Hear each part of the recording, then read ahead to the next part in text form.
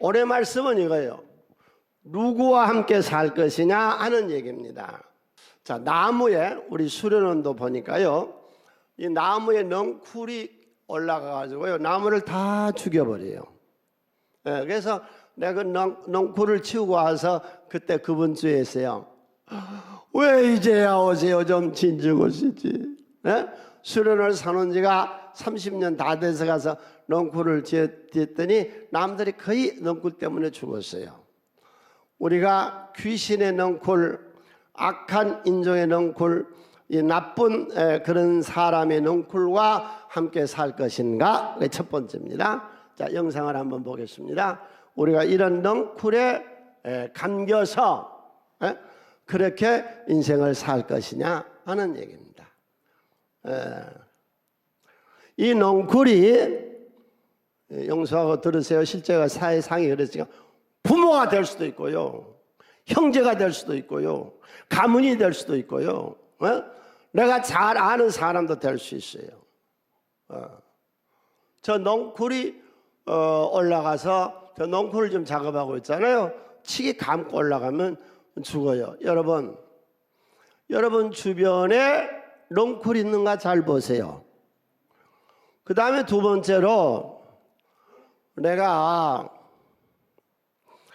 그 교회 시작했을 때 교인들하고 이제 자꾸 놀러 많이 나갔거든요. 그래서 남한산성 밑에 저쪽에 경안 쪽에 가서 노는데, 와, 꽃붕어 이쁜 것들이 그렇게 많아요. 조그마한 꽃붕어들이 너무 이뻐서요 다 잡아가지고, 어항이 있었거든요. 어항에 금붕어가 있었는데 같이 놀라고 놔뒀어요. 자고 일어났더니요 한 마리도 없어요. 이놈들이 다 잡아먹어버렸어. 당신은 누구하고 살 것인가? 우리 대한민국은 누구하고 살 것인가? 한번 보세요. 물고기가 잡아먹어버려요.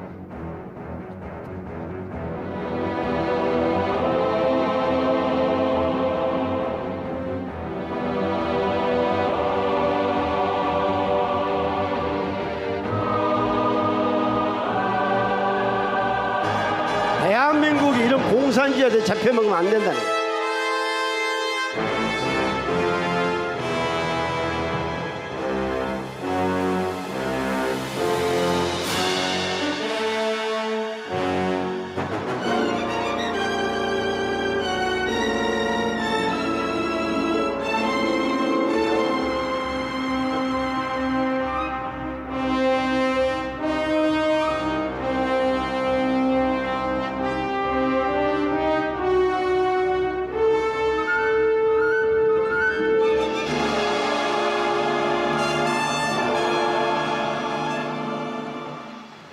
예수와 함께 살면 어떤 일이 있느냐? 악한 영들과의 싸움에서 여호와 니시로 승리합니다. 아멘. 예수님이 40일 금식기도 하고 났더니 누가 찾아왔어요? 마귀가 찾아왔습니다. 마귀하고 대적을 해요. 마귀가 결론적으로 하는 얘기는 무슨 일을 하려는 거냐? 사람을 복되게 하지 마라, 그 말이에요.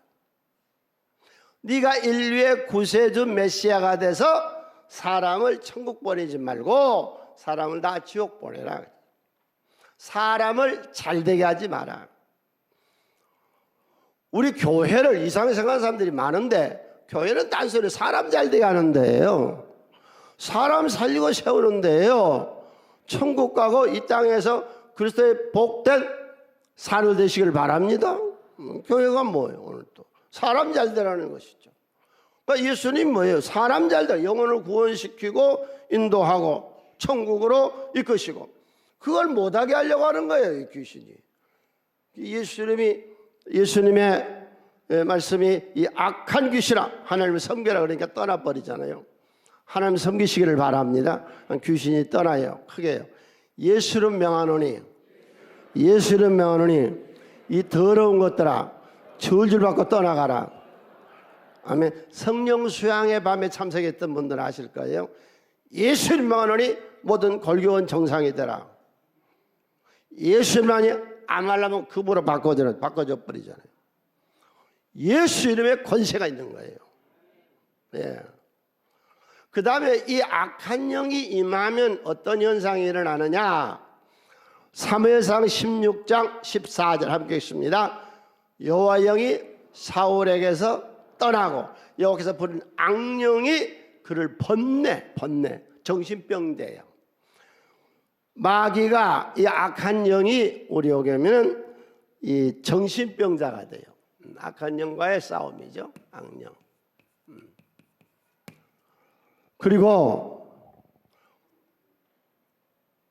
이 사울이 정신병 들어서 음악을 통해서 치료하려고 악사 다윗을 데려다 놨는데 뒤니까 그냥 양령 귀신이 들어가지고 창을 들어서 팍 던져 박아 죽여버리려고 그래요. 과격해요. 예. 귀신이 붙으면요 번뇌 아주 고민이 많아요. 그래서 결과적으로 어떻게 돼요?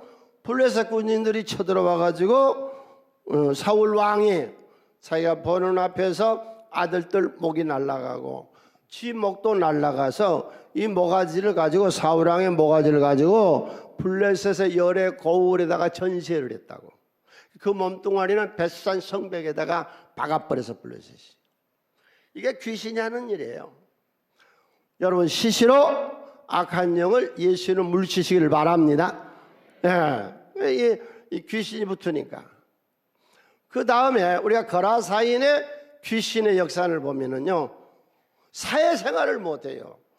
셀에 들어가서 같이 이 사람하고 융합을 못해. 예. 그래서 공동묘지 무덤사회가 살아요. 사람이 사는데 못 살아. 예. 여러분 사회생활을 잘할 줄 아시기를 바랍니다. 교회는 사회생활 연습하는데 이게 셀이에요. 예. 그 다음에 돌을 가지고 자기 몸을 막 자기 피야. 난 안 돼. 집안 다녔고 부모 다녔고 나도 아니야. 그거 귀신이요. 그게 귀신이 붙은 당신은 그런 거예요. 그게 나는 되는 역사다. 내 속에 예수가 사신다. 그래요. 나는 안 돼도 예수님이 되십니다. 아멘. 예, 그래서 첫 번째가 악령, 두 번째가 이단. 우리나라의 이단들을 못해요.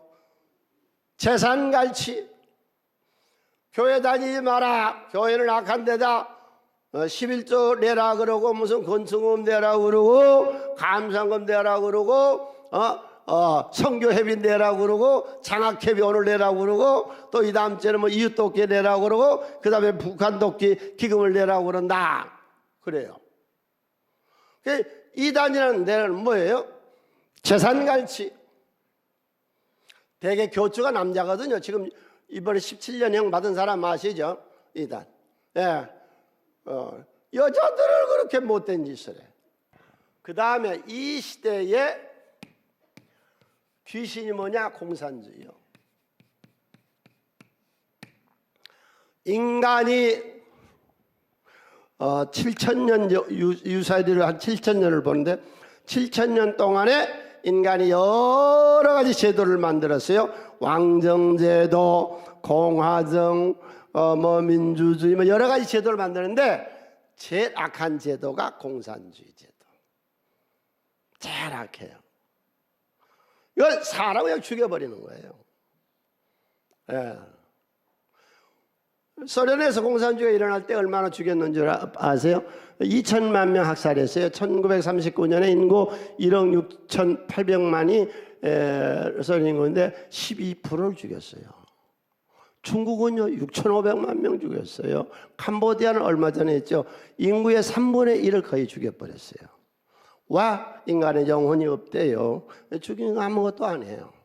그 다음에 한국에서 공산주의자들이 교회에 어떻게 했는가 교회 모습을 한번 보실래요? 이게 CTS에 나왔던 건데요. 1950년 9월 28일 6.25 때 공산군은 손양원 목사 외 120여 명을 여수 감옥에 구금했다가 9월 28일에 모두 한 줄에 묶어가지고 미평동산으로 끌고 갔다. 밤중에 10명씩 묶어 꿇어앉히고 총으로 쏘고 칼로 찌르며 돌로 쳐서 죽였다. 조용한 밤이 됐고 희미한 달과 별빛이 순교자들의 시체를 조상하였다. 자료에 따르면 당시 6.25 전쟁으로 인해 약 972개 교회가 파괴됐습니다. 장로교 467개, 감리교 155개 교회를 포함한 수치입니다. 6.25 한국전쟁 당시 이곳 전라남도 영광에서만 194명의 기독교인이 순교했습니다. 순교자 대부분 야월교회와 염산교회 교인들이었습니다. 당시 북한 인민군과 공산주의자들은 이들을 잔혹하게 탄압하고 학살했습니다. 야월교회는 유진벨 선교사가 1908년 영광 염산 지역에 세운 첫 교회로 일제강점기에도 믿음으로 핍박을 이겨내며 광복을 맞아 신앙의 자유를 누리고 있었습니다. 교인들이 점점 늘어나며 부흥했지만 한국전쟁 당시 마을을 점령한 북한군들이 공산당에 동조하지 않은 야월교회 전교인 65명을 학살하고 교회도 불태웠습니다. 교회에서 운영하는 기독교인 순교기념관에는 당시의 상황을 모형으로 재현하고 북한군 군복과 당시 주민들이 사용했던 물품들을 전시했습니다. 특히 2층 높이의 커다란 손을 맞잡은 조형물과 벽에는 용서하자 그러나 잊지는 말자란 글이 눈을 사로잡습니다. 우리 야월교회 순교자들의 그 신앙을 다 유산으로 이어받아서 열심히 믿음으로 승리하는 그런 우리 믿음의 형제들이 다 돼야 될 줄 압니다. 앞으로 우리나라가 정말로 기독교 국가로서 대승하는 그런 날이 아마 머지않아 올 것입니다. 우리나라 최대의 기독교 순교지인 염산교회는 77명의 교인이 순교했습니다. 전쟁이 발발하자 그해 9월 서울을 수복한 국군과 유엔군이 영광으로 들어오자 주민들은 크게 환영회를 열었습니다. 이에 위기감을 느낀 북한군이 환영회를 주도한 고등학생 기삼도를 죽창으로 찔러 죽인 것을 시작으로 염산교회 교인들을 학살한 것으로 알려졌습니다. 교회에서 당시 교인들의 순교 장면을 지켜본 목격자들의 증언을 영상으로 볼 수 있습니다. 2층에는 순교자 3대 교역자 김방호 목사의 성경 등 당시 사용했던 유품들이 전시되어 있습니다. 한국전쟁 당시 북한군은 김병호 목사 자녀들에게 부모를 죽이면 살려주겠다고 협박했지만 김 목사 가족은 이에 굴하지 않고 겸허히 죽음을 맞았습니다. 목에다가 이렇게 달아놓은 게 있죠. 그게 돌인데요. 그렇게 해서 바다에다가 그냥 산채로 던져버렸어요.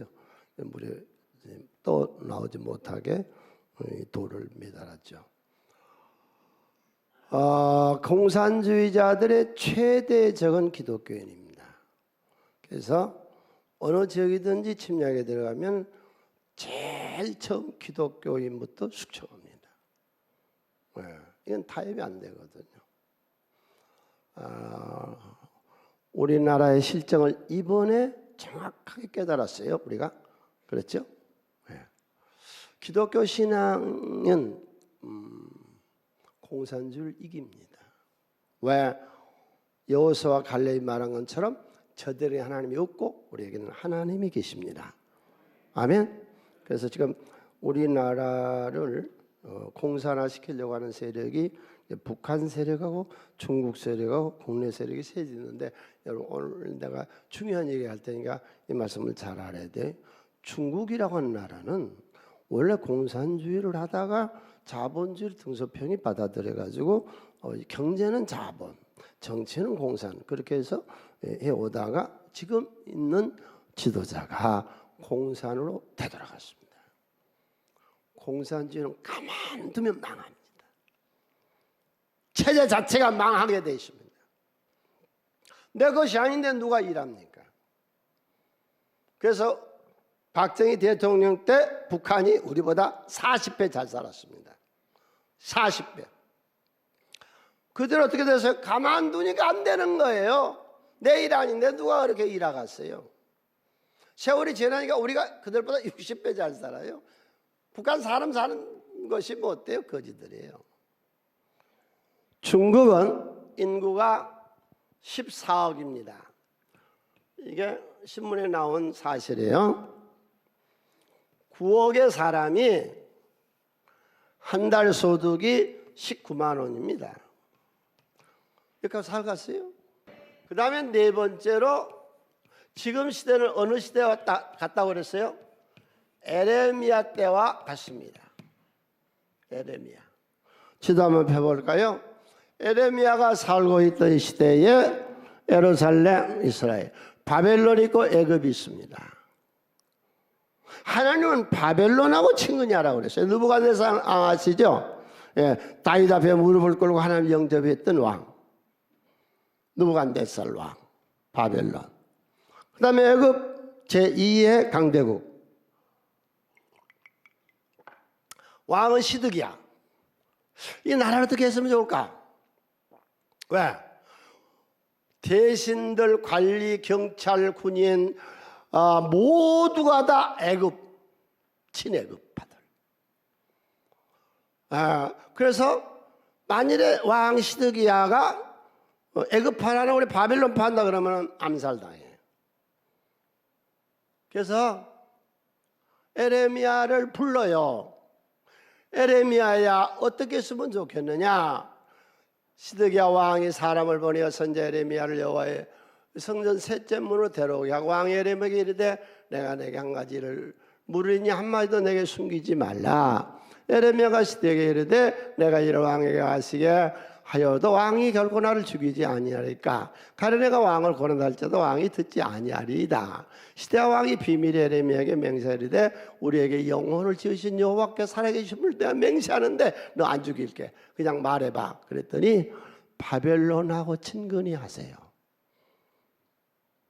나도 알아. 할 수 없다.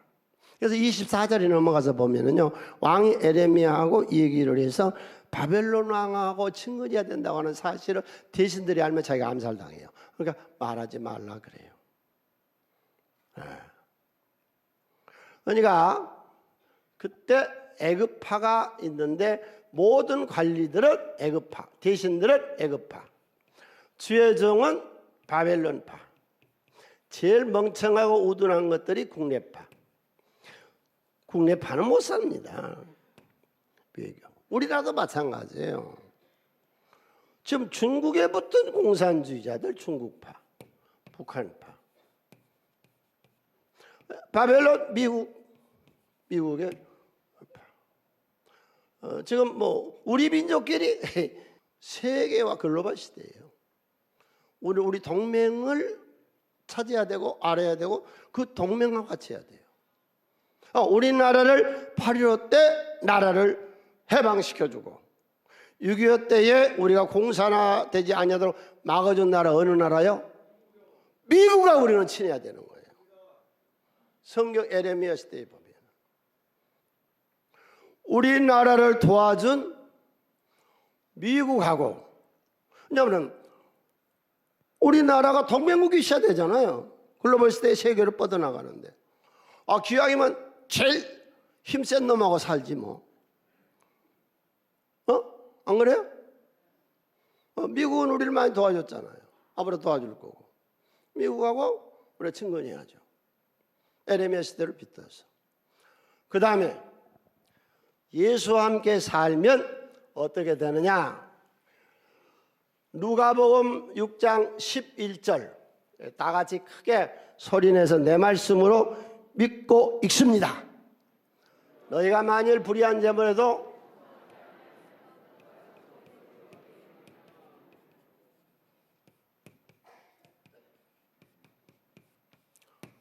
공산주의가 되려면은요, 바닥이 있어야 공산주의가 돼요. 땅이 있어야 식물이 자라는 것처럼. 국가가 핍절하고 가난하면 공산주의가 크는 거예요. 공산주의를 이기려면요, 우리나라의 경제가 성장해야 돼요. 경제가 발전해야 돼요.